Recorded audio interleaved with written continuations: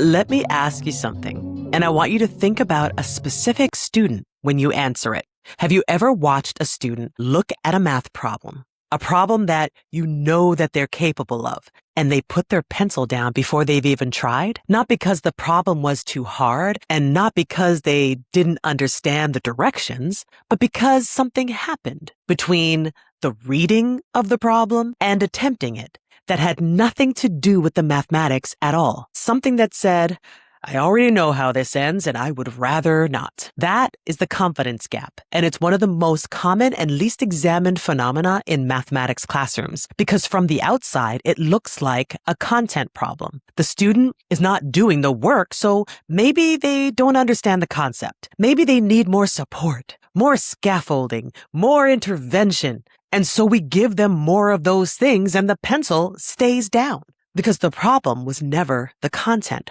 The problem was the belief built over time through accumulated experiences of struggle and failure and being moved past and being told to keep up. The mathematical effort is not worth the risk. That the gap between where they are and where the class is too wide to cross. That trying and failing in front of everyone is worse than just not trying at all. Welcome to Show Me the Math Receipts. I'm Asali Smith, founder of Number Navigators, and this is episode 16.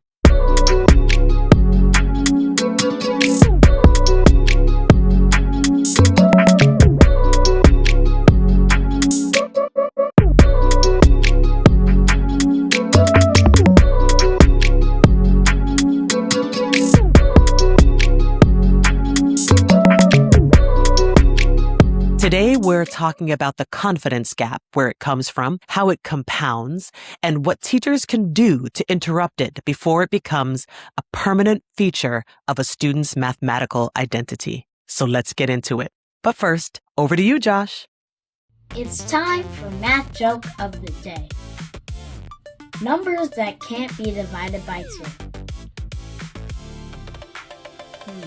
That seems very odd to me. But ching. All right, Josh, thanks. Let's go. The confidence gap in mathematics is not the same as an achievement gap. And I want to draw that distinction carefully because confusing them leads to the wrong solutions. An achievement gap is a difference in measured mathematical performance between groups of students. It is real, it's significant, and it deserves serious attention. But it's a description of outcomes. It tells us where students have landed. It doesn't tell us why they landed there or what would move them forward. The confidence gap is something different. It is the distance between what a student is capable of mathematically and what they're willing to attempt. And that distance is not fixed. It is not determined by ability or background or by any of the other factors we sometimes reach for when we're trying to explain why students aren't performing. It is determined by belief, by the story a student is carrying about themselves and mathematics, and whether mathematical effort is worth the risk of public failure. And here's why this matters practically. A student who has a confidence gap is not showing you their mathematical ceiling. They are showing you their mathematical floor, the level at which they feel safe enough to try. And treating that floor as a ceiling, designing instruction around it, scaffolding down to it, assessing within it, that does not close the gap. It confirms it. It tells the student with all of the authority of the educational system that where they are is where they belong. The confidence gap is not a content problem. It's an identity problem, and it requires an identity solution.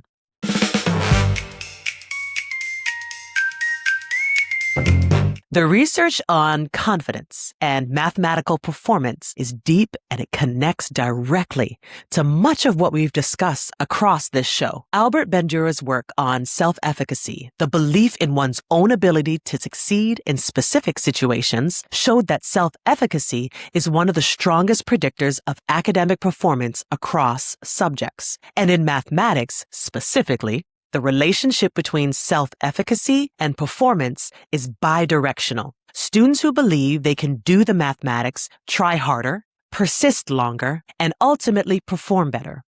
Students who do not believe they can do mathematics avoid challenge, disengage from difficulty, and perform below their actual capability.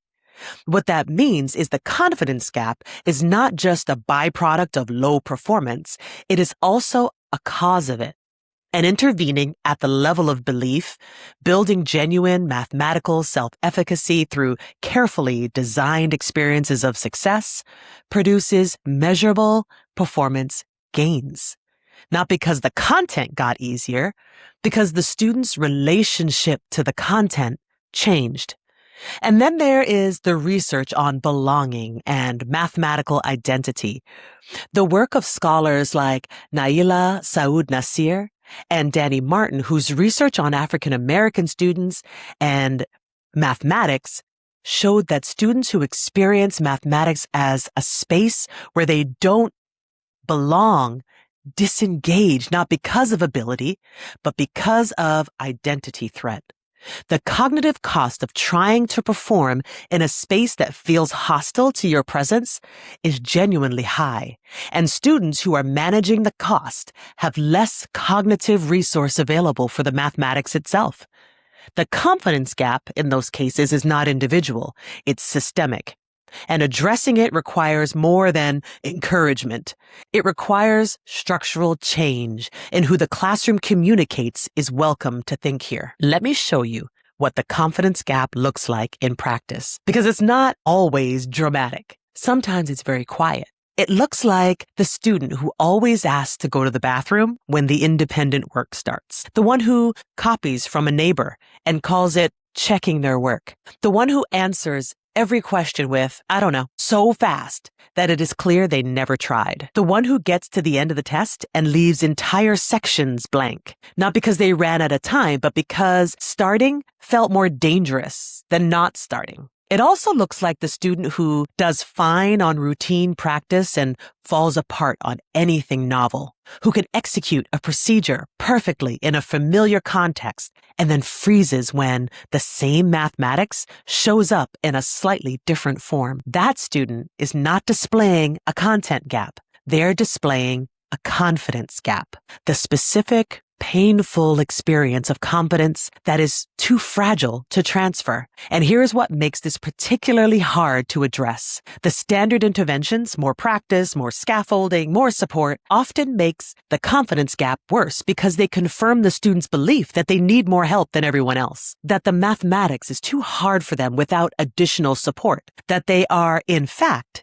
different from the students who don't need those things. And so the intervention, however well-intentioned, deepens the identity wound it is supposed to heal. What actually works is different. It's designing experiences where the student succeeds at something genuinely challenging, not artificially easy, not hollowed out, and where that success is attributed explicitly and specifically to the effort and strategy the student used, rather than to the task being manageable. It is the same research we talked about in episode 5 when we discussed praise language. The confidence gap is built through fixed mindset experiences.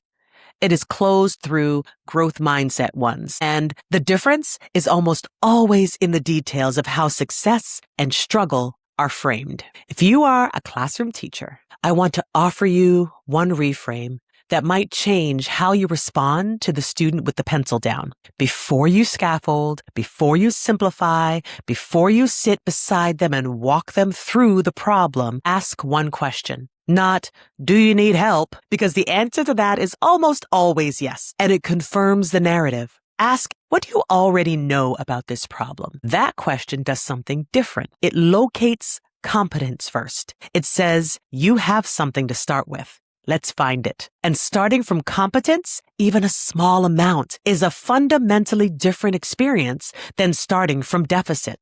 If you're a math coach, the confidence gap is one of the most emotionally complex coaching conversations you will have, because the teachers who most need to hear it are often the ones who care the most, who've been working the hardest to support struggling students, and who are devastated to learn that some of their support has been deepening the problem. That conversation requires care. It requires evidence, and it requires an alternative, a different model of support that builds independence rather than dependence. We have been building those tools across every episode of this show. You have what you need. If you are an instructional leader, look at your intervention programs. Ask not just whether they're closing achievement gaps, but whether they're building mathematical confidence. Are students leaving intervention with stronger belief in their own mathematical ability? Or are they leaving with more skills and the same story about themselves? Because the second outcome,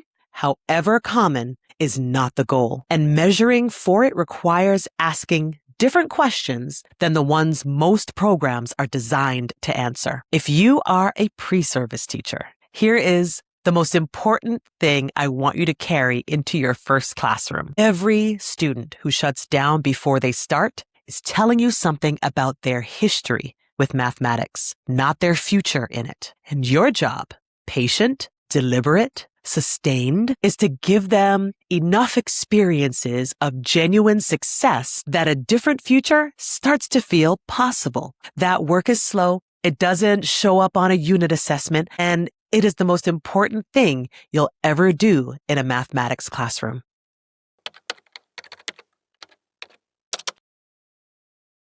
Your Wednesday morning receipts. 3 things this week. Number 1. Find the floor and build from it. Identify one student in your classroom whose mathematical attempts consistently stay well below their actual capability. This week, design one moment, just one, where that student succeeds at something genuinely challenging, not easy, challenging. And when they succeed, name exactly what they did to get there. You stayed with that problem even when it felt hard. That's exactly how mathematics thinking works. That attribution, specific, effort-based, growth-oriented, is the receipt you are handing them. And over time, those receipts accumulate into a different story. Number 2, change how you respond to pencils down. The next time you see a student who has stopped working, resist the first impulse to walk over and help. Instead, from across the room, make eye contact and say, "I see you thinking. Take your time." That small signal, "I see you, I trust you, this is not an emergency," changes the emotional temperature of the moment. And sometimes that's all it takes to get the pencil moving again. And number 3, build in low stakes wins early. At the start of your next unit, design the first task so that every student can access it and experience genuine success. Not because the mathematics is easy, but because the entry point is wide enough that everyone can get in. Then build from there. The confidence that comes from a successful beginning is one of the most powerful instructional investments that you can make. And it's available at the very start of every unit, every lesson, every year. Here's what I want you to carry out of today and out of this entire phase of the show. The student with the pencil down is not giving up on the mathematics. They're protecting themselves from an experience that they've had too many times. The experience of trying in a classroom in a space that was not built to receive their thinking. And the answer to that is not more intervention. It is a different kind of classroom. One where trying is safer than not trying, where struggle is expected and respected, where the mathematical identity of every student in the room is treated as something worth building deliberately, patiently, with evidence and compassion, and an absolute refusal to mistake the floor for the ceiling. That is the classroom this show has been building toward. Across 16 episodes, across every conversation about identity and anxiety and language and safety and struggle and discourse and thinking and journals and number sense and all of that, every single topic has been pointing at the same thing. A classroom where every student believes they are a mathematical thinker and where the evidence, the receipts back that up. That is the work, and you are already doing it. Keep going. Next time on Show Me the Math Receipts, we're opening up a brand new chapter, something that we've not touched yet that belongs in every mathematics conversation.